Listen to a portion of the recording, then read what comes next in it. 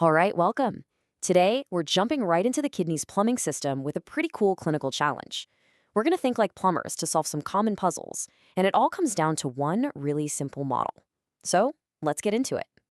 Okay, so here's the key to everything, the leaky hose model. Seriously, it's this simple.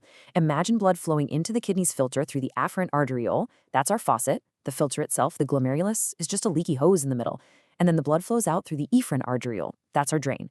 I'm telling you, if you can just get your head around what controls the faucet and the drain, you can figure out pretty much any clinical problem involving the kidney's hemodynamics. So, you ready to put this model to the test? Our first challenge involves a medication that pretty much everyone has in their medicine cabinet, ibuprofen. Okay, here we go, scenario 1. Your patient is taking high doses of an NSAID, like ibuprofen. You see our 3 key variables on the screen: renal plasma flow, intraglomerular pressure, and the glomerular filtration rate, or GFR. What happens to each one? Go ahead and pause the explainer right now and decide if the arrow for each one goes up, down, or stays the same. All right, pencils down. How'd you do? The answer is down, down, and down. Everything drops. So the key here is understanding what's actually happening.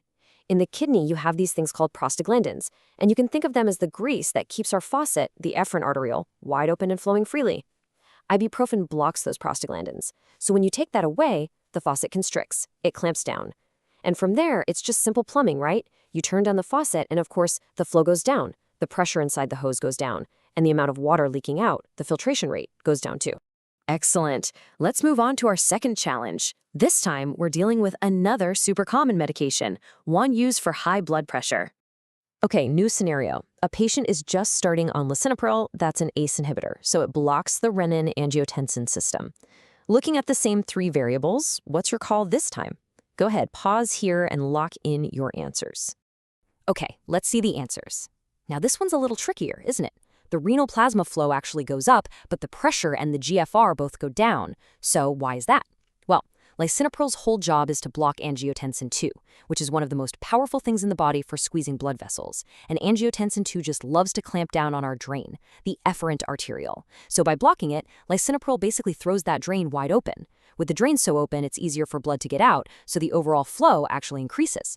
But because that drain is so wide open, all the pressure that was built up inside the hose just plummets, and your filtration rate drops right along with it.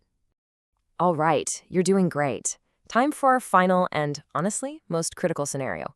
This is where we see the body's plumbing system get pushed to its absolute limit. Okay, picture this. Your patient is in severe hypovolemic shock. Their blood pressure is dangerously low, and their body is just flooded with angiotensin II to try and compensate.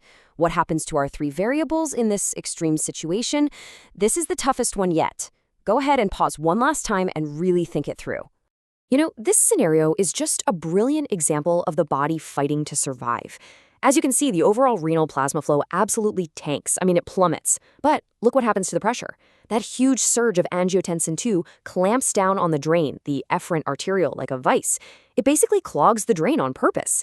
This causes the pressure to back up and build like crazy inside the glomerulus, which actually increases the intraglomerular pressure. This whole thing is a desperate last-ditch effort to keep the filtration going, even when there's barely any blood flow. It's how the body preserves GFR. At least for a little while. Wow, great work on those challenges. That was pretty intense. So let's take a second and boil everything we just learned down into a few simple, memorable rules. This right here, this is your high-yield summary. It all comes down to these if-then rules. So, F, you block prostaglandins with something like ibuprofen, then you are constricting the faucet. Got it? If you block angiotensin II with a drug like lisinopril, then you are dilating the drain. And finally, if you have a massive surge of angiotensin II, like in a patient in shock, then the body is powerfully constricting the drain. You see, it always comes back to the faucet and the drain. So let's end with one last thought to really put your new knowledge to the test.